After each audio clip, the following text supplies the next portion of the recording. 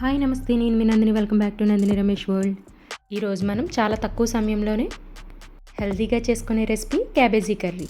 ఈరోజు ఎలా ప్రిపేర్ చేయాలో చూద్దాం. వీడియోని స్కిప్ చేయకుండా ఎండ్ వరకు చూడండి. ఇలాంటి మరిన్ని రెసిపీస్ కోసం సబ్స్క్రైబ్ చేయండి. దీనికోసం క్యాబేజీని చిన్న పీసెస్ కింద కట్ చేసుకొని వాష్ చేసుకొని కుక్కర్లో వేసుకోవాలి.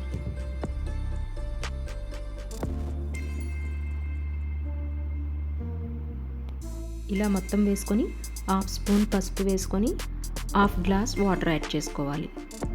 కుక్కర్ మూత పెట్టి ఒక 3 విజిల్స్ వచ్చేంత వరకు దీన్ని ఉడికించుకోవాలి.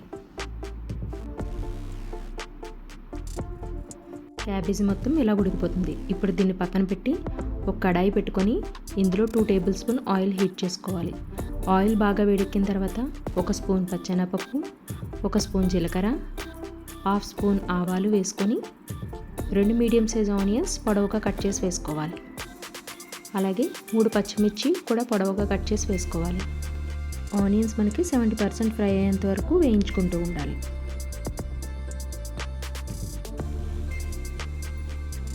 చూడండి, ఇలా వేగితే సరిపోతుంది.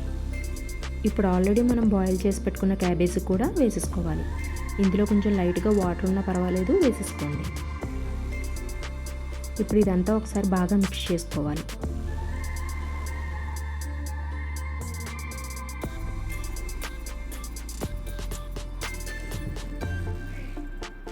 ఇప్పుడు టేస్ట్కి సరిపడినంతగా సాల్ట్ యాడ్ చేసుకొని 1.5 స్పూన్ కారం వేసుకోవాలి. ఇదంతా ఒకసారి బాగా మిక్స్ చేసుకొని మూత పెట్టి మంటను మీడియం ఫ్లేమ్లోనే ఉంచుకుంటూ ఒక 15 మినిట్స్ పాటు దీన్ని వేయించుకుంటూ ఉండాలి.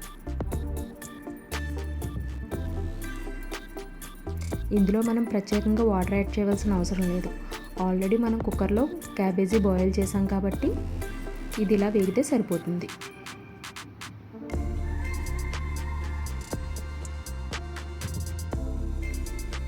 చూడండి, 15 మినిట్స్ తర్వాత మనకి క్యాబేజీ అంతా ఇలా కుక్ అయిపోతుంది.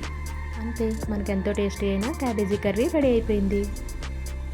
ఎక్కువ ఇంగ్రీడియంట్స్ లేకుండా సింపుల్గా ఇంట్లోనే ఈజీగా ప్రిపేర్ చేసుకోవచ్చు. ఈ రెసిపీ మీకు కూడా నచ్చితే మీరు కూడా ట్రై చేసి ఎలా వచ్చిందన్నది కామెంట్ చేయండి. ఇలాంటి మరిన్ని రెసిపీస్ కోసం మరికొంతమందికి షేర్ చేయండి.